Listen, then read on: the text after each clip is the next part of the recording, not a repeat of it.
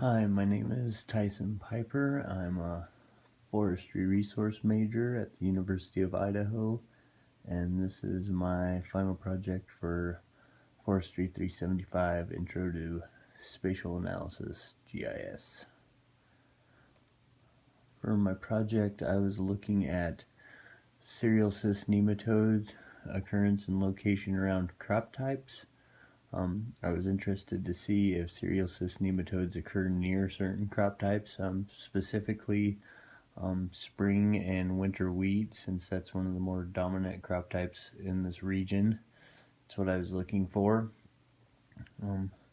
By using certain spatial analysis techniques, I was trying to determine if all these known locations of cereal cyst nematodes occurred within a radius of a quarter mile of either spring and or winter wheat. I limited my research to what was found in the biotic Palouse Landsat data. I created a hypothesis for this project, both a null and alternate. For my null hypothesis, it was cereal cyst nematode observations will always occur within a quarter mile of spring or winter wheat. And my alternate hypothesis was obviously cereal cyst nematode observations do not always occur within a quarter mile of spring or winter wheat. For the project, I only needed to utilize 3 data sets. I had several more. I was going to include some agroeconomic zones and some precipitation data, but after looking and working through it, it wasn't needed for the study, so I ended up dropping it off to make it a little easier for me and make the layout and everything just easier to read and observe spatially. But the 3 I did end up using was the Biotic CCN survey of 2011, and that's the cereal cyst nematode data for that year. With that, I was able to create a shapefile and put a layer on, along the lines for what we did in Lab 4 earlier this semester.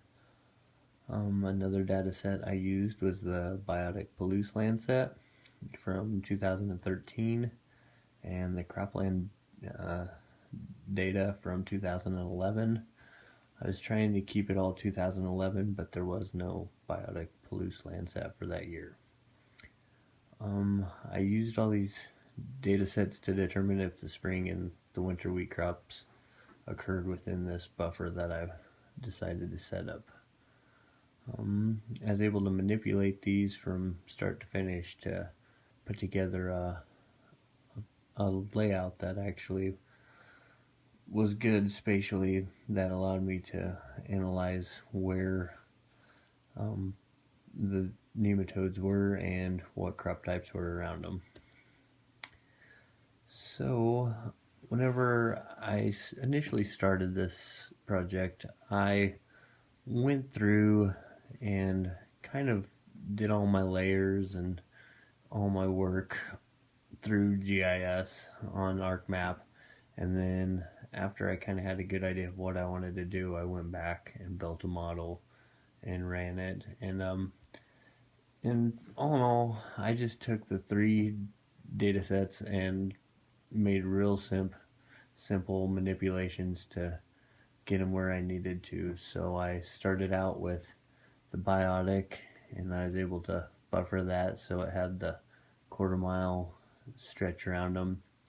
And then with the Palouse, I reclassified to make it look a little bit easier to read. And then the CDL, I clipped that onto the points, and then I included them all together and got a final output.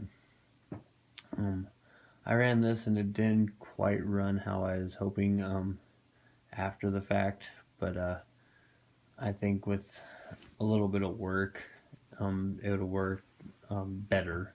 Obviously, it did work, but it gave me a slightly different variation than what my initial project predicted. So So something I needed to work with, but this is pretty much what it looked like. Okay, and this is kind of where I started the project. I initially got the points, the cereal cyst nematodes. You can see them on the right screen a little bit better, but I initially did the points first, and then I put the Palouse Lancet data over the top of it, and that's what you're seeing on the left. It had 10 layers. I couldn't find in the attribute table what that information was, so instead of really messing around with it, I just reclassified it so it all had the same characteristic and produced the map on the right. So you could see it is the one base color with the points. It's much easier to see and deal with that way. From there, I was just specifically looking at the cropland data and points that were located within the Palouse Lancet. So those 4 points on the top left, I ended up removing them through an editing technique.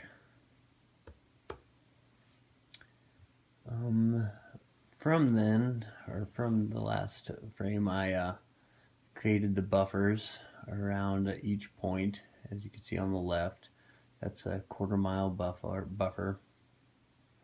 And then with those buffers, I clipped out the raster information from the cropland data and was able to pull it up and clip it and have it present in file, as you can see on the right.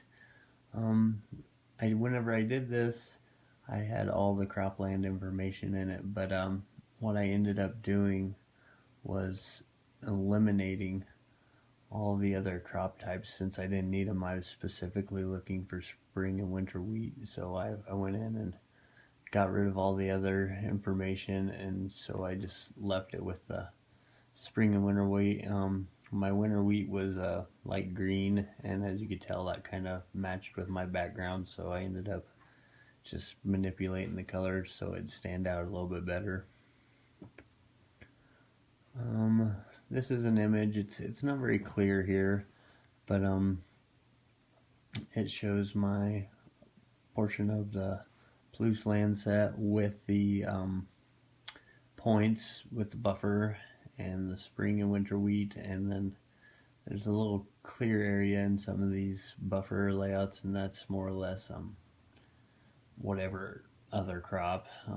It's just a base color. This is what I ended up with. As you can tell, you can't spatially detect or do much work from that because it's so small. So what I was really interested in was concentrating on the points on the left. So whenever I went to get a layout and map it, I specifically just cut those areas out. Still, it didn't present the best map, but from the map you can easily see within the buffer that there is spring and winter wheat in the majority of every single point. So from that, I was able to analyze the data, and I was able to come to the conclusion that spring and winter wheat occur within every buffered area of the data set. So this allowed me to fail to reject my HO and conclude that spring or winter wheat was always present near cereal cyst nematode locations. So in this data set, I ended up coming to the conclusion that all cereal cyst nematode locations occurred within a 1/4 mile of spring or winter wheat. These results were anticipated because of the highly dominant nature of spring and winter wheat in the area.